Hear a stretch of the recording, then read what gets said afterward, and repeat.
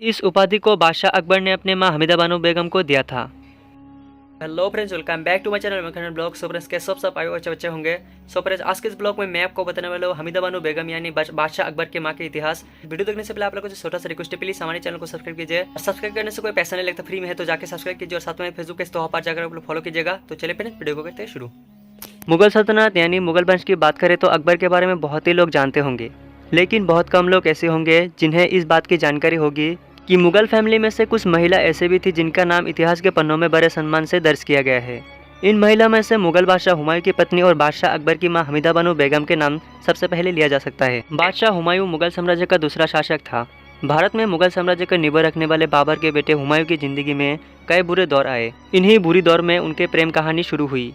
उस बुरे दौर के बजा बना शेरशाह सूरी, जिसने हुमायूं को 1539 में हुए चौसा के युद्ध में हराया और गद्दी से बेदखल करके मुगल साम्राज्य पर कब्जा कर लिया। अफगान सैनिकों ने पुख्ता तैयारी के साथ हमला किया ताकि एक भी मुगलों को बचने का मौका ना मिले और उनका खेल खत्म हो जाए। हालांकि जैसा वो चाहा वैसा हुआ नहीं। इतिहास के मुताबिक कहा जाता है कि हुमायूं के कई सारे बेगम थे, जैसे बेगा बेगम और हमीदा बानो बेगम समेत उनकी कई पत्नियां थी, लेकिन हुमायूं सबसे ज्यादा हमीदा बानो बेगम से प्यार करते थे। आपको बताते चले कि हुमायूं ने अपने बुरे वक्त के बीच हमीदा बानो बेगम से 29 अगस्त 1541 में निकाह किया था।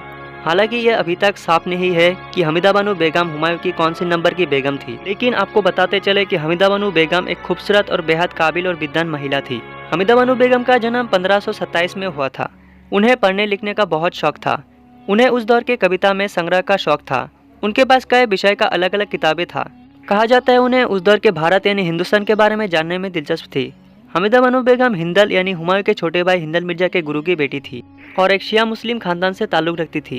इतिहास में कहा जाता है बादशाह हुमायूं के गद्दी जब शेरशाह सूरी ने छीन लिया था, तब जंग हारने के बाद हुमायूं को अपने जान बचाने के लिए दर दर भटकना पड़ा। बादशाह हुमायूं भटकते हुए अपने सौतेले भाई हिंदल के पास पहुंचा। मुगलों की तरह हिंदल का हरम भी खूबसूरत महिला में से भरा था। उनमें से एक था हमीदा बानो बेगम। हिंदल के हरम में रहने वाले हमीदा बानो बेगम को देखते ही हुमायूं का दिल उस पर आ गया। 14 साल की हमीदा बाला की खूबसूरती थी। जिस वक्त दोनों की पहली मुलाकात हुई उस समय हुमायूं की उम्र 33 साल की थी। पहले तख्त और अब हमीदा बानो के सामने हुमायूं का अपना दिल हार बैठे। बादशाह हुमायूं शिविर चले गए और अगले दिन रणनीति बनाने लगे। हमीदा के करीब पहुंचने के लिए सुबह होते ही हुमायूं अपने सौतेली माँ दिलदार बेगम के पास पहुंचे। वो माँ जिससे वो कई अरसों से नहीं मिले थे और ना ही मिलना चाहते थे। हुमायूं को ये खूबकी मालूम था कि सौतेली माँ ही हमीदा बानो को पाने में मदद कर सकती है और इतिहास में कहा जाता है हुमायूं के सौतेली माँ दिलदार बेगम ने ही हमीदा बानो को पाने में मदद की थी। जाता है हमीदा बानो की झलक उनके बेटे अकबर में दिखती थी। उन्हें मरियम मकानी उपाधि मिली थी। कहा जाता है हमीदा बानो बेगम की मृत्यु 29 अगस्त 1604 में हुई थी और जिनकी कब्र दिल्ली के हजरत निजामुद्दीन इलाके में बने उनके शौहर हुमायूं के मकबरे में आज भी मौजूद है। सो फ्रेंड्स आई होप को बादशाह अकबर के माँ हमीदा बानो बेगम के इतिहास के बारे में जानकर आपको अच्छा लगा होगा। तो फ्रेंड्स वीडियो अगर अच्छा लगा तो प्लीज़ लाइक शेयर और सब्सक्राइब जरूर करना और साथ में फेसबुक पेज तो जाकर आप लोग फॉलो करना।